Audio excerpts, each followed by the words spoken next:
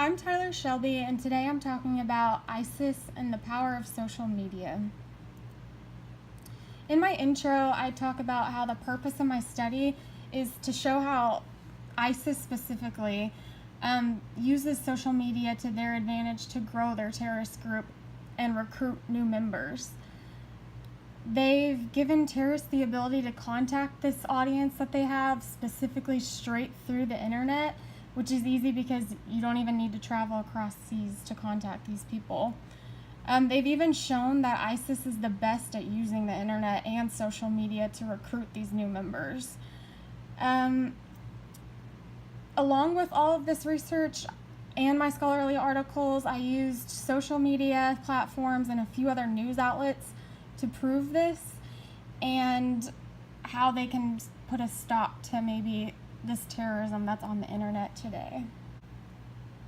So basically the significance of all of this research is to show how ISIS is using encrypted messaging apps and social media to guide people from thousands of miles away on how they're supposed to complete this mission that they have for them.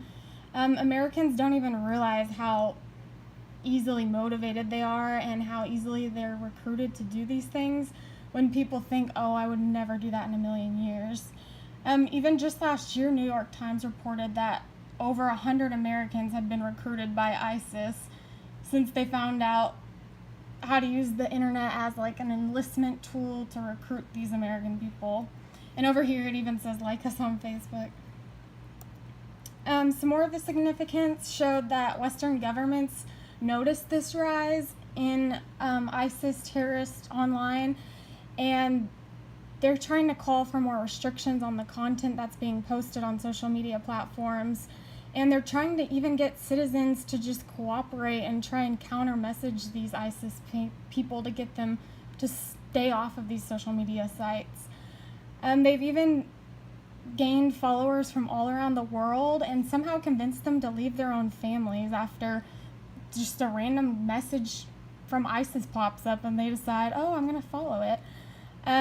But luckily people are finally looking into this movement and trying to see like what's stemming and what's pushing ISIS to do all this and how they can move forward in stopping this movement. So for my literature, the first article I found was by actually 4 different authors that all combined to do this research, and it was called Measuring the Impact of ISIS Social Media Strategy. And basically it showed like how ISIS is able to spread their message beyond their immediate supporters and how they've used Twitter to do this essentially, and how they looked at accounts with 24,000 followers, and through that they were able to look at each hashtag and find over 170,000 users and accounts linked all to this right here. So I thought that was crazy in itself. And then over here, another article I found is by Guy Golan and June Lim, and it's the third-person effect of ISIS's recruitment propaganda. And it's just examining like the third-person effect regarding this, which is kind of the same thing, and how they looked at a survey to look at the relationships between these third persons and the support they're getting from the ISIS group and how all of that kind of unravels and plays out. And then some more literature I found was online extremism and the communities that sustain it. And basically the purpose of this one is to explore Twitter also and how these users are using it to support ISIS propaganda. And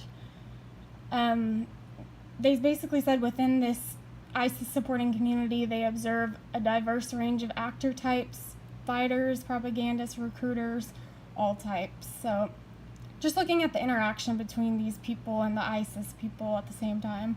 And then the fourth one I found was the effect of social media on foreign fighter recruitment for ISIS. And the purpose of this research was to also raise awareness about the issue of foreign fighter recruitment over social media, which is all ISIS does all over Twitter and places like that. And the findings in this research pointed to a problem that is just not being evaluated and modern academics. Like, people just don't really talk about this. And I for sure hadn't until I took this class with Dr. Keenrow, so it's very eye-opening.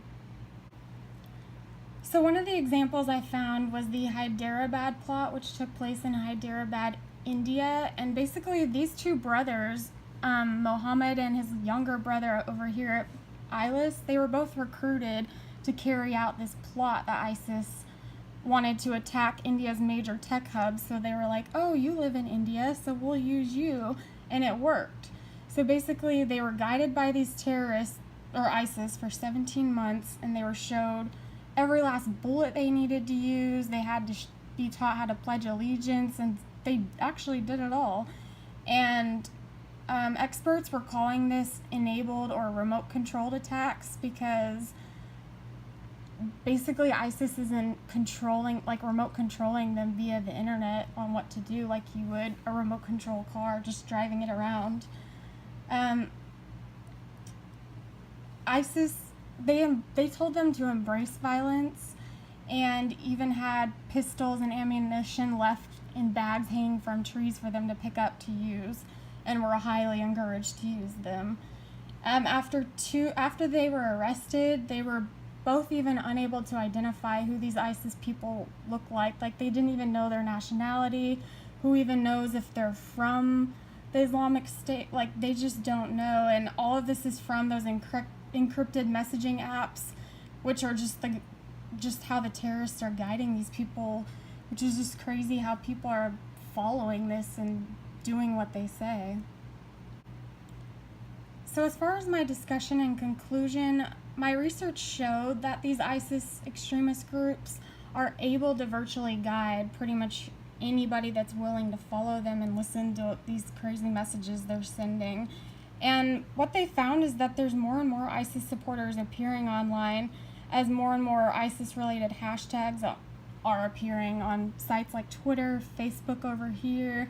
This says "Think Again, Turn Away." It's just showing like ISIS seeking to poison young people's minds and divide communities, and how crazy it's taking over. Even the brother from the Hyderabad plot, all he had to do was search specific hashtags on Twitter before he found one of ISIS's most influential coaches, and his Twitter profile just showed potential recruits and how they can go on there and contact him through this encrypted messaging app called Telegram and learn all about what it takes to carry out one of these attacks.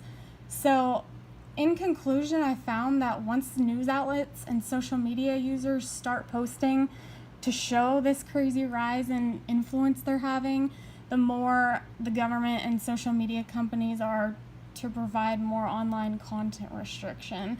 And I think once that's all done, then taken care of, then people will start to realize that these companies and these Twitter platforms and social media platforms, they all just need to be controlled stronger, and these hashtags need to be looked at harder by the people using Twitter, and how they can quickly and effectively get this taken down before more Americans are influenced and unfortunately taken to carry out this task. So there's my references overall,